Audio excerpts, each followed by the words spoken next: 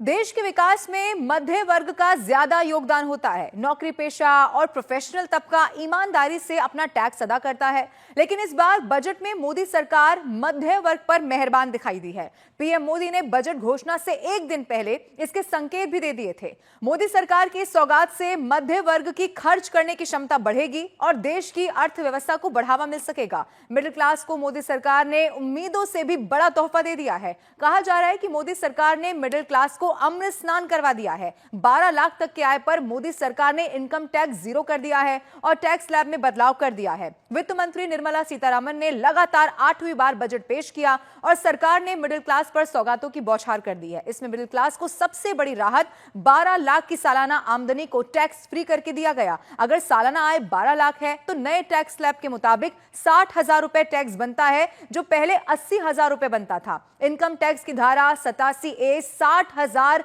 रुपए की छूट मिलने से आपको कोई टैक्स नहीं देना होगा। अगर आप नौकरी पेशा हैं तो आपको 12,75,000 की आय पर 75,000 रुपए का स्टैंडर्ड डिडक्शन भी यहां पर मिलेगा। नया इनकम टैक्स बिल अगले हफ्ते संसद में लाया जाएगा। मोदी सरकार ने अपडेटेड रिटर्न फाइल करने की समय सीमा 2 साल से बढ़ाकर अब 4 साल कर दी है, जिससे टैक्स पेयर्स को अपनी फाइल सुधारने के लिए ज्यादा वक्त मिल गया है।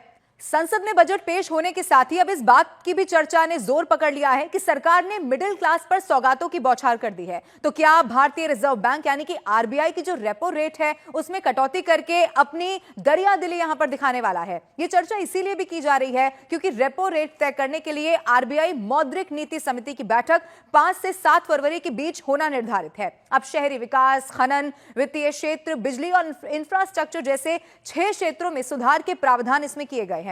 विकास के 4 इंजन कृषि, एमएसएमई, निवेश और निर्यात पर फोकस किया गया है। मोदी सरकार ने इस बजट में महिलाओं के लिए 2 बड़े ऐलान कर दिए हैं। वो क्या है ये भी आपको बताते हैं। एससी एसटी की एमएसएमई महिला उद्यमियों के लिए विशेष लोन योजना शुरू की जाएगी और पहली बार उद्यमी बनने वाली महिलाओं को 2 करोड़ का टर्म लोन भी मिलने वाला है। वही बुजुर्गों की बात की जाए तो बुजुर्गों के लिए 6 ऐलान कर दिए गए हैं। सीनियर सिटीजन्स के लिए टैक्स छूट दुगनी कर दी गई है। 50,000 से बढ़ाकर 1 लाख रुपए तक इसे कर दिया गया है। 36 जीवन रक्षक दवाएं पूरी तरह से टैक्स फ्री होने वाली हैं। देश में 200 डे केयर कैंसर सेंटर बनेंगे। मेडिकल उपकरण और कैंसर की दवाएं सस्ती हो जाएंगी। 6 जीवन रक्षक दवाओं पर कस्टम ड्यूटी 5% घटा दी गई है। 13 मरीज सहायता कार्यक्रम बेसिक कस्टम ड्यूटी से बाहर कर दिया गया है। इसे हर किसी के लिए सरकार ने ऐलान कर दिया है। अब एआई तकनीक पर भी सरकार खर्च करने वाली है। स्टार्टअप के लिए 10,000 करोड़ रुपए का फंड बनेगा। 500 करोड़ रुपए से 3 एआई यानी कि आर्टिफिशियल इंटेलिजेंस एक्सीलेंस सेंटर बनेंगे।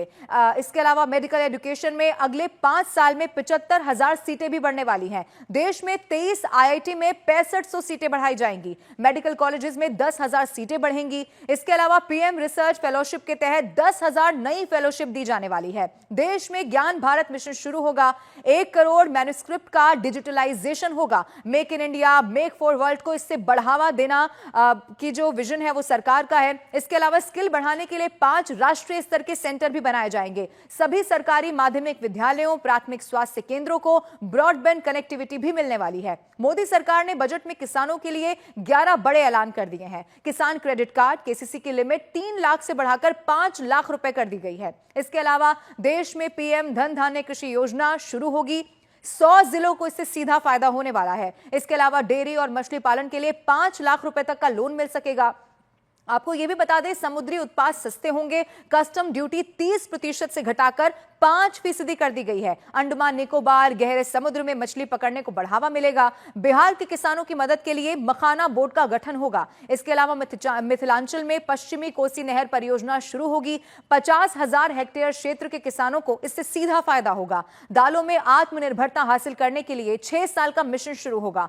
Post payment, bank payment service ग्रामीण योजनाओं में बढ़ाई जाएगी। इसके अलावा कपास उत्पादन के लिए 5 साल की कार्य योजना तैयार की जाएगी। प्रोडक्शन मार्केटिंग पर फोकस किया जाएगा। असम के नामरूप में नया यूरिया प्लांट लगेगा। व्यापारियों के लिए भी 10 बड़े ऐलान किए गए हैं। एमएसएमई के लिए लोन गारंटी लिमिट 5 करोड़ से बढ़ाकर अब 10 करोड़ कर दी गई है। सोशल वेलफेयर सरचार्ज हटाने का प्रस्ताव किया गया है। 60 टैरिफ रेट हटेंगे। अब देश में 8 टैरिफ रेट ही रह जाएंगे। इसके अलावा ग्लोबल कैपेबिलिटी सेंटर टियर 2 शहरों में बनाए जाएंगे और देश को खिलौना उत्पादन का ग्लोबल हब बनाने का यह राष्ट्रीय योजना होगी। इसके अलावा नई लेदर स्कीम से से 22 लाख लोगों को सीधा रोजगार मिलने वाला है। बिहार की बात की जाए तो बिहार में national institute of food technology बनेगा। सूक्ष्म उद्यमों के लिए 5 लाख रुपए की लिमिट वाले कस्टमाइज क्रेडिट कार्ड जारी किए जाएंगे। पहले वर्ष 10 लाख कस्टमाइज क्रेडिट कार्ड जारी होंगे। शहरी स्ट्रीट वेंडर्स के लिए पीएम स्वनिधि स्कीम की लोन लिमिट बढ़ाकर अब 30,000 रुपए होगी। इसके अलावा देश में एयर कनेक्टिविटी को बढ़ावा मिलेगा। देश में 88 नए एयरपोर्ट जोड़े जाएंगे। उड़ान योजना के तहत देश के 120 नए शहरों तक एयर कनेक्टिविटी जोड़ी जाएगी। आपको यह भी बता दें, 1000 करोड़ लोगों तक हवाई यातायात इन्हें करने का मौका मिल सकेगा। देश के दूर दराज के क्षेत्र इसमें जोड़े जाएंगे।